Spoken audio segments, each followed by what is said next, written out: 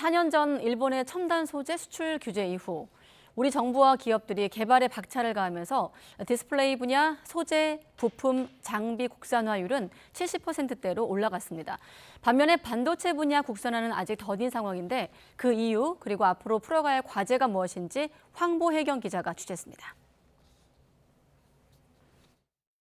일본의 수출 제한 조치로 3대 핵심 소재 품목의 수출 통관이 사실상 중단됐습니다.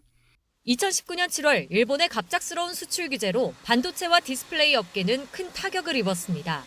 4년 만인 올해 3월 상황이 일단락되기까지 정부와 기업들은 규제 대상 품목을 비롯한 소재 부품 장비, 이른바 소부장 국산화에 집중해왔습니다. 그 결과는 어떨까?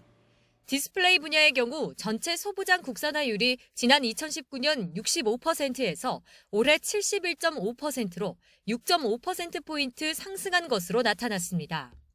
특히 OLED 소재나 부품 국산화 비율은 70%로 같은 기간 10%포인트 올랐습니다. 해외에서 독점하고 있었던 폴리이미드 소재는 동진세미케미 기술 개발에 성공해서 원천 기술을 확보하는 등 국내 기술력이 발전했고 정부 지원 정책을 통해 국내 공급망 체질 개선도 함께 이루어졌습니다. 반도체 분야 국산화율은 이보다 더딘 상황입니다.